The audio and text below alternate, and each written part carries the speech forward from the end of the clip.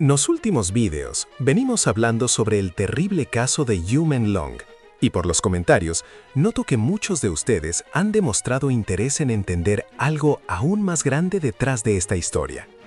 Algo que va mucho más allá de un solo artista.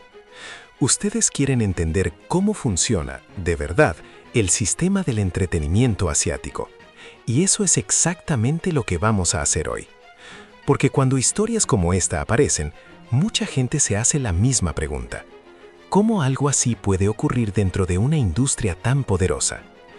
Durante muchos años, el público internacional vio el mundo del entretenimiento asiático como un verdadero sueño. Un universo de glamour, talento y éxito que parecía casi perfecto. Dramas que conquistan a millones de espectadores. Grupos musicales que dominan los rankings globales. Artistas jóvenes que parecen vivir vidas extraordinarias.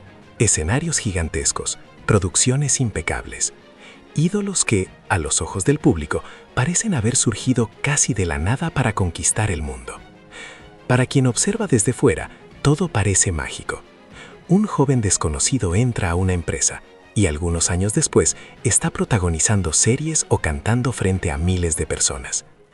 Pero detrás de ese brillo existe una estructura que pocos fans conocen realmente.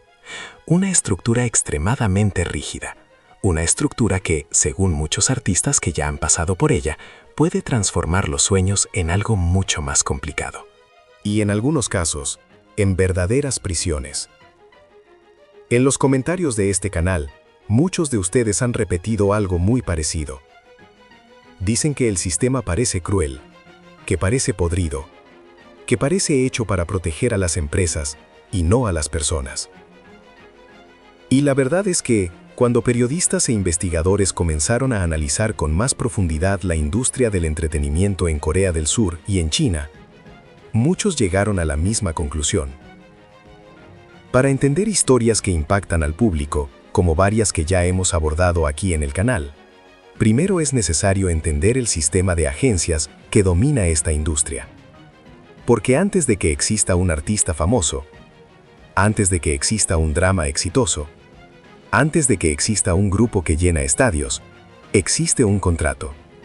Y en muchos casos, ese contrato define prácticamente todos los aspectos de la vida de un artista. Pero para entender esto, necesitamos volver al principio. Mucho antes de la fama, mucho antes de las cámaras, mucho antes del debut. La carrera de muchos artistas comienza extremadamente temprano. En algunos casos, con apenas 13 o 14 años de edad. Jóvenes que aún están terminando la escuela dejan sus ciudades, se mudan a otras regiones y comienzan a vivir bajo la supervisión de empresas de entretenimiento. Ellos entran en lo que la industria llama el período de trainee. Y ese período puede durar años. En algunos casos, 5. En otros, 7. Hay relatos de trainees que pasaron casi una década entrenando antes de finalmente debutar. Durante ese periodo, estos jóvenes pasan por un entrenamiento extremadamente intenso. La rutina puede incluir clases de canto, baile, actuación, idiomas extranjeros, expresión corporal, entrenamiento físico, clases de medios e incluso clases de etiqueta. Algunas empresas controlan incluso la forma en que los trainees hablan en público o cómo reaccionan frente a periodistas. En algunos casos, estos entrenamientos pueden ocupar 10 o incluso 12 horas al día. Muchos trainees se levantan temprano, entrenan todo el día y vuelven a dormitorios compartidos con otros trainees. Para quien observa desde fuera puede parecer una gran oportunidad, una especie de escuela para formar estrellas. Pero hay un detalle que muchos fans no conocen. Durante ese periodo de entrenamiento, la mayoría de estos jóvenes no recibe salario. Por el contrario, empiezan a acumular una deuda. Y aquí comienza una de las partes más controvertidas de todo el sistema. Muchas agencias registran todos los costos relacionados con el entrenamiento del artista. Clases de canto, clases de baile, alquiler del dormitorio, alimentación, vestuario, grabaciones, producción musical, entrenamiento físico, transporte, marketing. Todo eso es contabilizado por la empresa, cada centavo. Y cuando el artista finalmente debuta, algo que puede tardar años, debe pagar esa deuda primero.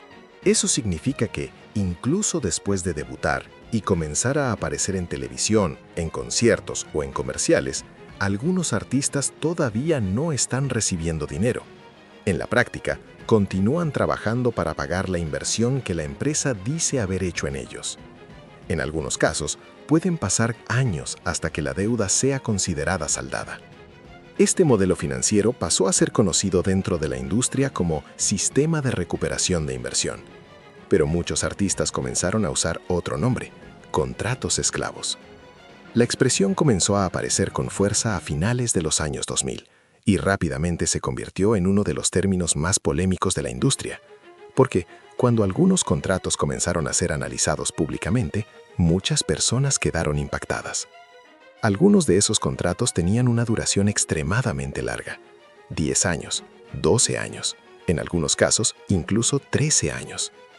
Eso significa que un artista que firmara un contrato a los 17 años podría quedar atado a la misma empresa hasta casi los 30. Pero la duración no era el único problema. Otro punto extremadamente criticado era la división de ganancias. En algunos contratos antiguos, los artistas recibían un porcentaje muy pequeño del dinero generado por su propio trabajo. Gran parte de las ganancias quedaba con la empresa. Además, muchas cláusulas daban a las agencias un control casi total sobre la vida profesional del artista: agenda de trabajo, participación en programas, Campañas publicitarias, giras, entrevistas, producciones musicales. En algunos casos, incluso la apariencia física debía seguir estándares determinados por la empresa: peso, corte de cabello, estilo, e incluso el comportamiento en redes sociales. Un solo escándalo podría costar millones a la empresa. Por eso, muchos artistas comenzaron a vivir bajo vigilancia constante. Pero el momento en que este sistema realmente comenzó a ser cuestionado públicamente ocurrió cuando algunos artistas decidieron enfrentarse a sus propias empresas en los tribunales. Y eso ocurrió con uno de los grupos más famosos de Asia. Un caso que cambió para siempre la forma en que el público veía la industria. Y eso ocurrió con uno de los grupos más famosos de Asia. Un caso que cambió para siempre la forma en que el público veía la industria del entretenimiento. A finales de los años 2000, 3 integrantes de un grupo extremadamente popular decidieron demandar a su propia agencia. Alegaban que los contratos eran injustos, que las condiciones financieras favorecían casi completamente a la empresa y que los artistas tenían poco o ningún poder para negociar cambios. Cuando los detalles del contrato comenzaron a aparecer en la prensa, la reacción fue inmediata. Muchos fans quedaron impactados. Los documentos mostraban acuerdos con duraciones extremadamente largas, cláusulas difíciles de romper y divisiones de ganancias que generaban muchas preguntas.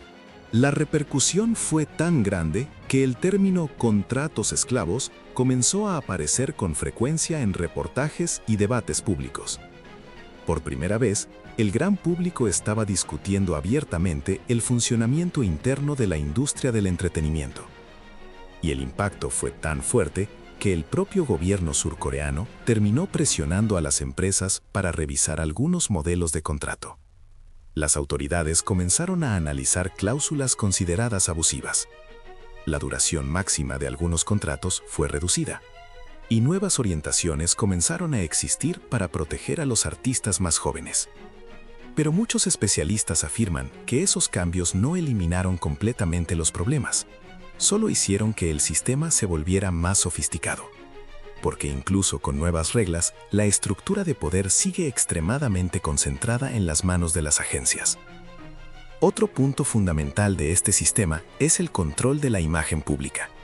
Las empresas de entretenimiento invierten enormes cantidades de dinero en la construcción de la imagen de un artista. Entrenamiento, producción musical, marketing, producción de contenido, vestuario, eventos. Cada detalle de la carrera de un artista puede involucrar millones de dólares. Por eso, la imagen pública se vuelve algo extremadamente valioso. Y proteger esa imagen se convierte en una prioridad absoluta. Eso explica por qué muchas empresas crean reglas extremadamente rígidas para sus artistas. Algunas prohíben relaciones amorosas durante los primeros años de carrera. Otras imponen dietas extremadamente restrictivas para mantener determinados estándares de apariencia. Hay relatos de artistas que dijeron haber sido presionados para perder peso rápidamente antes de debuts o grabaciones. También existen relatos de agendas tan intensas que algunos artistas llegan a dormir apenas unas pocas horas por noche durante periodos de promoción, giras, ensayos, programas de televisión, grabaciones, eventos promocionales, sesiones de fotos, entrevistas. Todo esto puede ocurrir dentro de un intervalo de pocos días. Y cuando un artista muestra señales de agotamiento, muchas veces existe el miedo de perder oportunidades o de ser reemplazado. Porque la competencia dentro de la industria es gigantesca. Cada año, miles de jóvenes intentan convertirse en trainees, pero solo un pequeño porcentaje logra debutar. Y entre aquellos que logran debutar, solo unos pocos alcanzan un gran éxito. Esto crea un ambiente de presión constante. Presión para rendir, presión para vender, presión para mantener una imagen perfecta. En los últimos años, varios relatos de ex-trainees comenzaron a aparecer en Internet. Algunos describieron el período de entrenamiento como una experiencia extremadamente intensa.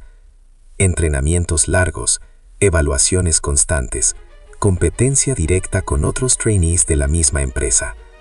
En algunas empresas, los trainees son evaluados mensualmente.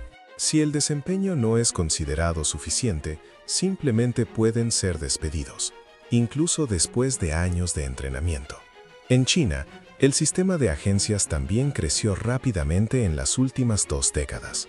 Con el crecimiento de la industria de dramas y reality shows, el número de empresas de entretenimiento explotó. Pero junto con ese crecimiento, también surgieron disputas contractuales cada vez más complejas. Algunos actores chinos intentaron rescindir contratos, alegando explotación o cláusulas injustas. En algunos casos, las empresas respondieron con demandas millonarias. Multas extremadamente altas comenzaron a aparecer en algunos contratos, valores que, para muchos artistas, serían prácticamente imposibles de pagar. Esto crea una situación delicada, porque para algunos artistas, salir de la empresa puede significar enfrentar batallas legales largas y extremadamente costosas, e incluso cuando logran salir, la reputación puede verse afectada. Algunos artistas relatan que, después de conflictos con empresas poderosas, las oportunidades comienzan a desaparecer, los proyectos dejan de aparecer, las invitaciones disminuyen, y el artista puede terminar siendo lentamente apartado de la industria. En los últimos años, algo comenzó a cambiar en la percepción del público. Durante mucho tiempo, estas historias permanecían confinadas a los bastidores, pero con el crecimiento de las redes sociales, la información comenzó a circular con mucha más velocidad. Ex-trainees comenzaron a contar sus experiencias. Ex-artistas comenzaron a hablar sobre contratos injustos. Y los fans comenzaron a darse cuenta de que la imagen perfecta presentada al público tal vez sea solo una parte de la realidad. Hoy, cada vez más personas se hacen la misma pregunta. ¿Cuánto control tienen realmente estas empresas sobre la vida de un artista? ¿Y hasta qué punto este sistema necesita cambiar? Si llegaste hasta este punto del video, deja un comentario. Quiero saber tu opinión. ¿Crees que el sistema actual realmente protege a los artistas? ¿O crees que todavía favorece principalmente a las empresas? Este debate está creciendo cada vez más, y muchos especialistas creen que la industria todavía está atravesando un proceso de transformación. Porque el público está más atento, los fans están más informados, y cada nueva historia que aparece vuelve a encender discusiones que antes permanecían ocultas. La industria del entretenimiento asiático continúa siendo una de las más fascinantes del mundo. Produce artistas talentosos, series que conquistan audiencias globales, música que atraviesa fronteras culturales. Pero entender este universo también exige mirar aquello que raramente aparece en los escenarios: los contratos, las reglas, las estructuras de poder que existen detrás de las cámaras. Porque antes de que cualquier artista suba al escenario por primera vez, antes de cualquier debut que parece un sueño, existe un documento que puede definir toda su vida. Y tal vez sea exactamente en ese momento, en la firma de ese contrato, donde comienza una parte de la historia que el público rara vez ve. Si quieres que este canal continúe investigando los bastidores de la industria del entretenimiento asiático, deja tu like en este video. suscríbete al canal y comparte este contenido, porque muchas de estas historias son difíciles de encontrar, difíciles de traducir y difíciles de explicar. Y cuanto más personas entiendan cómo funciona realmente este sistema, más difícil será ignorar las preguntas que todavía siguen sin respuesta.